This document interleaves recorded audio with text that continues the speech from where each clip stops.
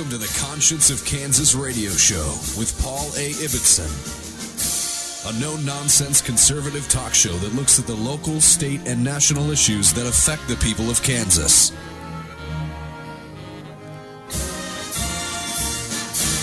And now, here's Paul A. Ibbetson.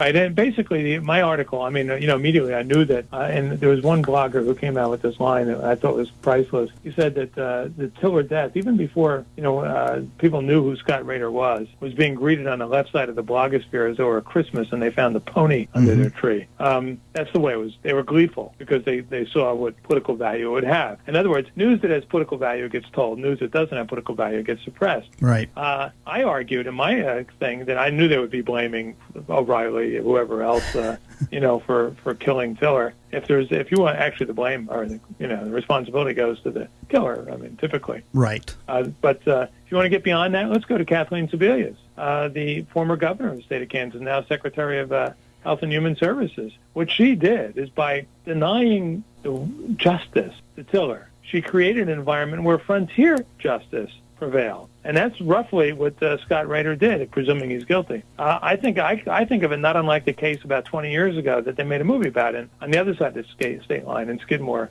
Missouri, The Bully of Nottoway County. The movie was called In Broad Daylight, a book too, excellent book, about this guy, Rex McElroy, who was just killing, raping, burning, plundering his fellow citizens. And they waited for justice to take its case. Every time we go down to Kansas City, come back with a big Kansas City lawyer, get out on this, that, the other thing, technicality. Finally, the people of Skidmore took justice into their own hands, and they killed him. And they never talked about who did it. Now, I'm not recommending that as a way of behavior, but what happens is when you thwart justice, as Sebelius did, and as Tiller himself did, he put $1.2 million into the 2006 campaign to defeat Attorney General Phil Klein, who was only trying to execute the laws in the state of Kansas. Wow. When they threw out Klein's charges, when they watered them down, then when they tanked the case in Wichita, I was worried. I said, boy, they're really setting themselves up here. There's some whack job out here is going to look at this and say, hey, if we can't get justice, no justice, no peace.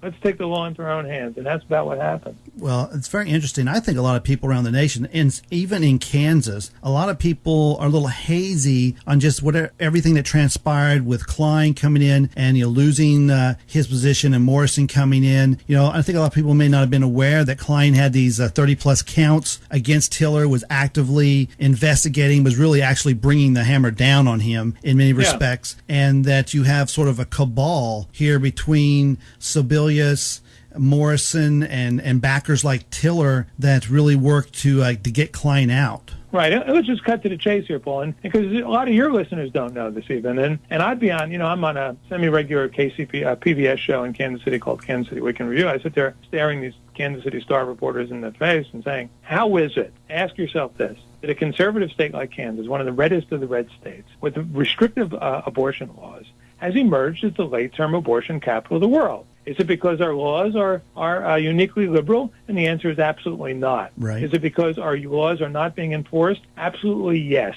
And the reason the laws weren't being enforced is because Tiller pumped so much money into the moderate/democratic establishment that he was able to avoid the law. Wow. He was, I looked at his records. You could go online and look at the records. There has never been a late-term abortion performed to save the life of a mother in Kansas. That's a couple thousand abortions. That whole notion that this is done to save the lives of mothers is a total liberal hoax. There has not been an abortion done in the last 10 years to preserve the physical health of the mother. Another hoax. Wow. Not one of them has been done because of a medical emergency. A hoax. Every single one of them was done because of a mental health disorder, temporary mental health disorder, judged to be a mental health disorder by none other than Dr. Tiller and his rubber-stamping clown friend, Kristen Newhouse. In other words, and what Paul McHugh, the psychiatrist, the head of psychiatry at Johns Hopkins, was brought in to review the files for these psychiatric, supposed to be substantial and irreversible damage to a major bodily function. That's the law. He looked at 15 files, the 15 files that Klein had subpoenaed, and he said, in not one single case does this abortion come close to honoring Kansas law. And then he had to ask himself whether any woman who ever came into that clinic met the qualifications of Kansas law. In other words, Paul, he was killing the perfectly innocent, perfectly healthy, perfectly innocent babies, ready to be born. You know, these are 6, 7, 8 months on, perfectly healthy mothers for no reason at all, other than the convenience of the mother. Wow. And he made a total mockery of the Kansas law. Well, absolutely. And the fact that he was able to avoid justice was a disgrace to the state of Kansas, an embarrassment. And now they're facing the consequences of that. Well, now they get to play martyr. They get to make him a martyr. They get to wring their hands and say, "Oh my gosh, look at this crazy political, pro-life movement." Well, no, the craziness, the violence to the system was done by themselves, by their own willful blindness, by their own complicity in this outrage. Well, I think that's good information to have out there, and it really takes off the veneer on it. A lot of people here in Kansas that want to debate me on this pro-life issue, and especially when we look at Sebelius, they sort of treat her as if she's a peripheral person.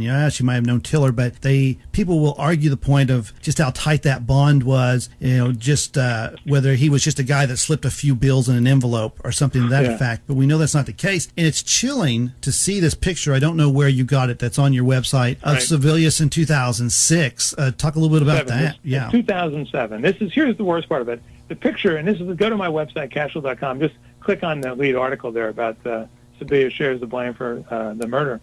We see a picture of her holding a T-shirt that Tiller gave her. The T-shirt says Trifecta 2006.